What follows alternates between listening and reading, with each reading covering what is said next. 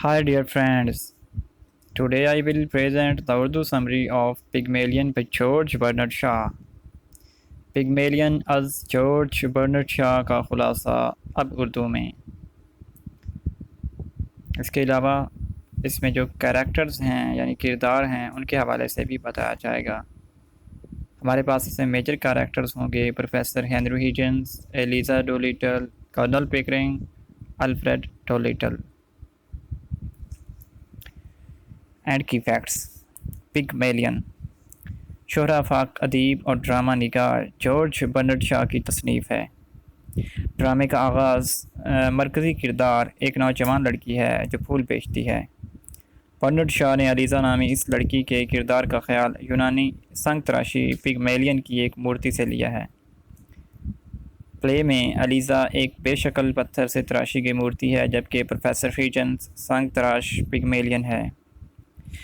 کھیل کا تربیہ اور طنز کا حسین مرکب ہے جس کے ذریعے شاہ نے سماجی حالات کے سدھار کا کام لیا ہے، کیونکہ برنرڈ شاہ کے نزدیک تھیٹر کا مقصد عوام اور سماج کو ان کے ناکامیوں اور حماقتوں کا احساس دلانا ہے۔ ڈرامے کا خلاصہ۔ ڈرامے کے پہلے ایکٹ کے آغاز میں ہمیں لوگوں کے ایک گروہ سے متعارف کرایا جاتا ہے جو بارش سے بچنے کے لیے سینٹ پال چرچ کوونٹ گارڈن کی ڈیوڑی میں پناہ لیے ہوئے ہیں۔ اس گروہ میں ایک عورت، اس کا بیٹا، بیٹی، کرنل پکرنگ، پھول بیچنے والی لڑکی علیزہ، پروفیسر ہیجنس اور تھیٹر کا شو دیکھ کر آنے والے کچھ دوسرے لوگ شامل ہیں۔ اسی انتظار کے دوران پروفیسر ہیجنس پھول بیچنے والی لڑکی علیزہ کے لہجے کے نوٹ لینا شروع کر دیتا ہے جو کرنل پکرنگ سے کچھ پیسے بٹورنے میں مصروف ہے۔ وہاں موجود ایک اور راہگیر جو پروفیسر ہیجن کو نوٹ لیتے دیکھ رہا ہے اسے پولیس کا جاسوس سمجھ لیتا ہے اور لڑکی کو مشورہ دیتا ہے کہ پولیس سے بچنے کے لیے کرنل سے لیے ہوئے پیسوں کے عوض اسے کچھ پھول دے دے۔ اس سے لڑکی گھبرا کر اپنی بے گناہی کا شور مچانا شروع کر دیتی ہے۔ ہجوم میں موجود لوگ لڑکی کا ساتھ دینا شروع کر دیتے ہیں۔ پروفیسر ہیجنس لڑکی کا خوف کم کرنے کی ناکام کوشش کرتا ہے۔ پروفیسر دعویٰ کرتا ہے کہ وہ اپنی مہارت کے ذریعے کسی بھی آدمی کے لب و لہجہ سے اس کی سماجی حیثیت کا پتہ لگا سکتا ہے۔ بارش کے بعد ہجوم منتشر ہو جاتا ہے۔ اب اس مقام پر صرف پروفیسر ہیجنس، کرنل پکرنگ اور علیزہ باقی رہ جاتے ہیں۔ پروفیسر ہیجنس کرنل پکرنگ کو بتاتا ہے کہ وہ ایک ماہر صوتیات ہے اور کسی بھی شخص کی مقامی بولی صحیح تلفظ کے ساتھ سکھا سکتا ہے۔ لڑکی اب بھی خوفزدہ ہے کہ کہیں اس واقعے سے اس کی عزت پر کوئی آنچ نہ آ جائے۔ اس پر پروفیسر ہیجنس غصے میں آ کر کہتا ہے کہ وہ اسے ایک نوابن میں تبدیل کر سکتا ہے، یعنی کہ ایک لینڈ لیڈی میں اسے چینج کر سکتا ہے اور اسے کسی دکان میں اسسٹنٹ کی نوکری بھی دلوا سکتا ہے۔ اسی دوران کرنل اور پروفیسر ایک دوسرے کے واقف نکل آتے ہیں۔ وہ دونوں وہاں سے روانہ ہو جاتے ہیں اور پروفیسر ہیجنس جاتے جاتے علیزہ کی ٹوکری میں کچھ پیسے پھینک دیتا ہے۔ علیزہ اس اچانک ہاتھ لگنے والی رقم پر خوش ہو جاتی ہے اور ایک ٹیکسی پر سوار ہو کر اپنے گھر چلی جاتی ہے۔ ڈرامے کا دوسرا ایکٹ پروفیسر ہیجنس کی لیبارٹری میں شروع ہوتا ہے جو ویمپل اسٹریٹ میں واقع ہے۔ پروفیسر ہیجنس کرنل پکرنگ کے ساتھ حروف علت واؤلز کی آوازوں پر بحث میں مصروف ہے۔ پروفیسر ہیجنس کی نوکرانی مسز پیٹریس آ کر بتاتی ہے کہ اسے کوئی پھول بیچنے والی لڑکی ملنے آئی ہے۔ پروفیسر لڑکی کو اوپر بھیجنے کا کہتا ہے اور ساتھ ہی کرنل کو بتاتا ہے کہ اب دیکھیں کہ وہ کیسے کام کرتا ہے۔ پروفیسر اس وقت انتہائی مایوس ہو جاتا ہے جب اسے ملنے کے لیے آنے والی لڑکی کوئی اور نہیں علیزہ ہی نکلتی ہے۔ لڑکی اپنا تعارف علیزہ ڈولیٹل کے نام سے کرواتی ہے اور ساتھ ہی یہ بھی کہتی ہے کہ وہ پھولوں کی دکان کی مالکہ بننا چاہتی ہے، مگر وہ اس وقت ایسا نہیں کر سکتی جب تک وہ اچھے لہجے میں بات کرنے کے قابل نہیں ہو جاتی۔ اب وہ چاہتی ہے کہ پروفیسر ہیجنس اسے تلفظ کی درستگی ادائیگی سکھا دے۔ کچھ دیر خوش گپیوں میں مصروف رہنے کے بعد پروفیسر ہیجنس کہتا ہے کہ وہ اس معمولی لڑکی کو ایک نوابن بنا دے گا۔ علیزہ کو 6 ماہ کے لیے وہ اپنے پاس رکھ لیتا ہے۔ کچھ دیر کے بعد علیزہ کا باپ الفریڈ ڈولیٹل اپنی بیٹی کے بارے میں پوچھنے کی غرض سے یہاں آ جاتا ہے۔ وہ گھروں میں صفائی کرنے والا ملازم ہے۔ حقیقت میں اسے اپنی بیٹی کی سلامتی سے کوئی سروکار نہیں ہے۔ وہ تو بس یہ چاہتا ہے کہ اس کا کہیں بھی جانا پیسے کی غرض سے خالی نہیں ہونا چاہیے۔ پروفیسر ہیجنز الفریڈ کے منصوبے کو ناکام بنا دیتا ہے اور اسے کہتا ہے کہ وہ علیزہ کو فوری یہاں سے لے جا سکتا ہے۔ ڈولیٹل اس بات کا اعتراف کر لیتا ہے کہ اس کے یہاں آنے کا مقصد محض 5 پاؤنڈ حاصل کرنا ہے، جس پر پروفیسر ہیجنز متوسط طبقے کی اخلاقیات پر بھرپور لیکچر جھاڑ دیتا ہے۔ ڈولیٹل مفت کے 5 پاؤنڈ ملنے پر اس قدر خوش ہے کہ وہ جاتے وقت اپنی بیٹی علیزہ کو بھی نہیں پہچان سکتا، جس نے اب صاف ستھرے کپڑے پہن رکھے ہیں۔ لہٰذا ڈولیٹل کے جانے سے قبل باپ اور بیٹی کے درمیان بڑی گرما گرم بحث ہوتی ہے۔ پروفیسر ہیجنز علیزہ کو لفظوں کے تلفظ کی درست ادائیگی کا درس دیتا ہے اور اس کے ساتھ ہی کھیل کا دوسرا ایکٹ ختم ہو جاتا ہے۔ پلے کا تیسرا ایکٹ ہیجنز کی ماں کے گھر پر شروع ہوتا ہے۔ دوسرے ایکٹ کے بعد کافی مہینے گزر چکے ہیں۔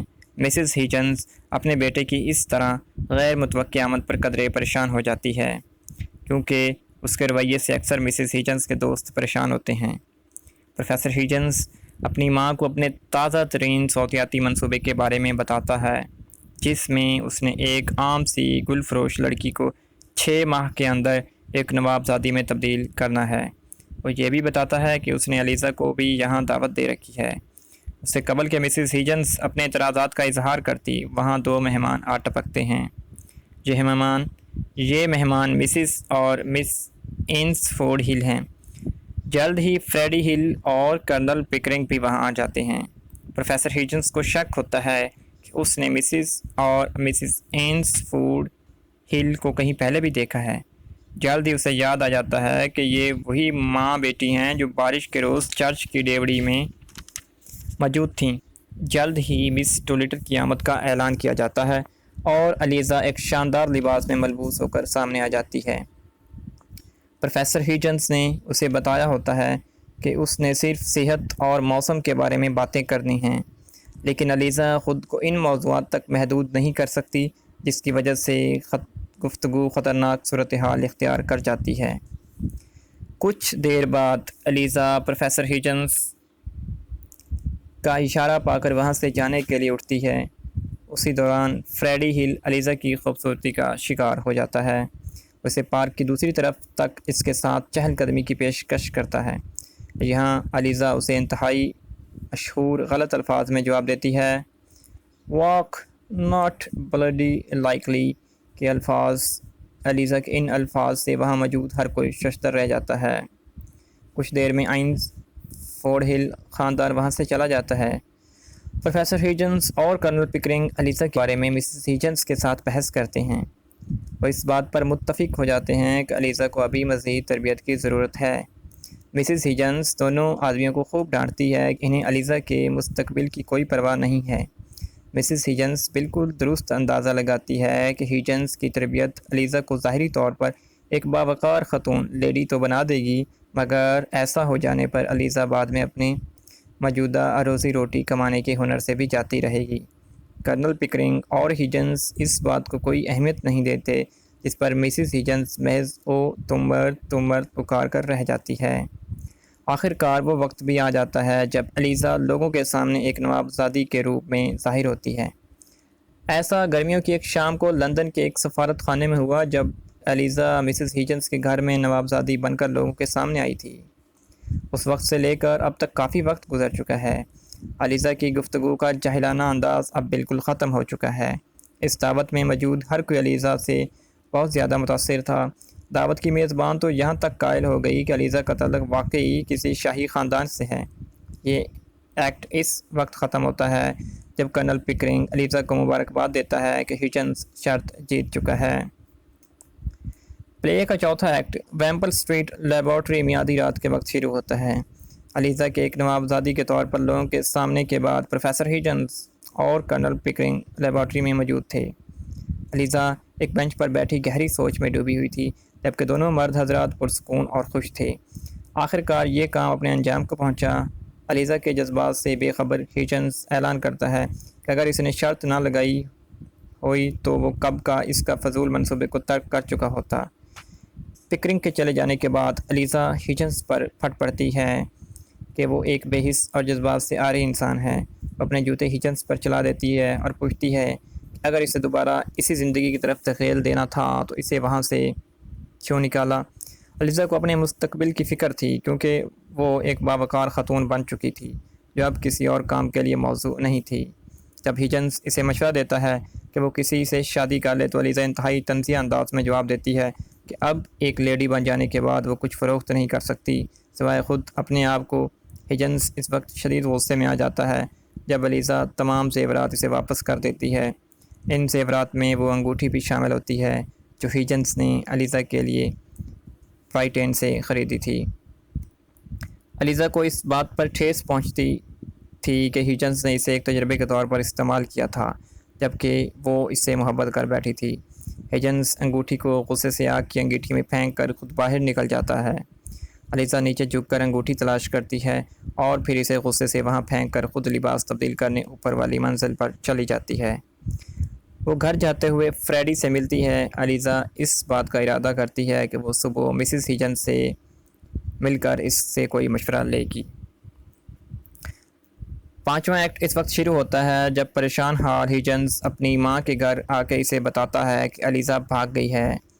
اسے اس بات کا علم نہیں ہوتا کہ الیزا مشورہ لینے کے لیے اسی کی ماں کے گھر آ رہی ہے۔ اسی دوران الفریڈ ڈولیٹل بھی وہاں آ جاتا ہے۔ ہیجنس اسے کہتا ہے کہ وہ پہلے ہی 5 پاؤنڈ وصول کر چکا ہے اور اب اس کا الیزا پر کوئی دعویٰ نہیں ہے۔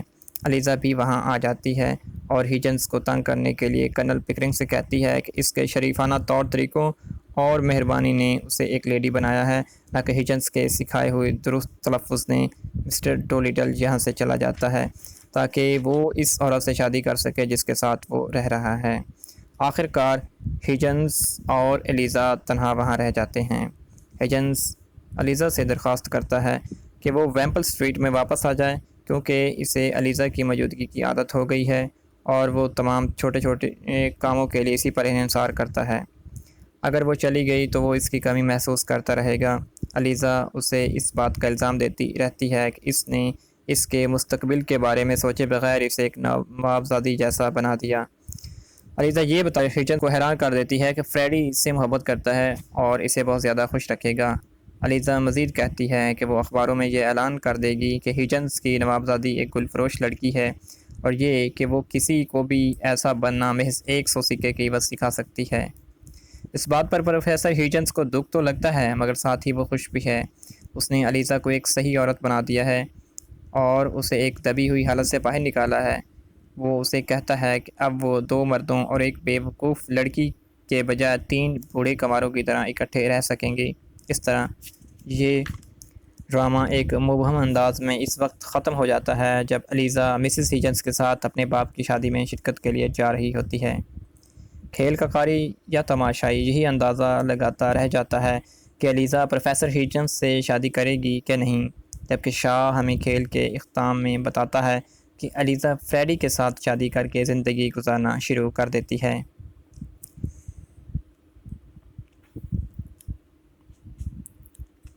کردار کیریکٹرز پروفیسر ہنری ہیجنس۔ پروفیسر ہیجنس ایک ماہر صوتیات ہے۔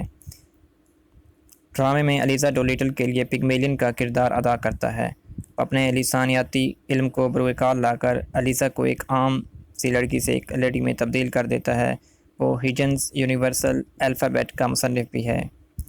الیزا ڈولیٹل کھیل کی یا پلے کی ہیروئن ہے مگر وہ کسی بھی حوالے سے روایتی اور رومانوی ہیروئن نہیں ہے۔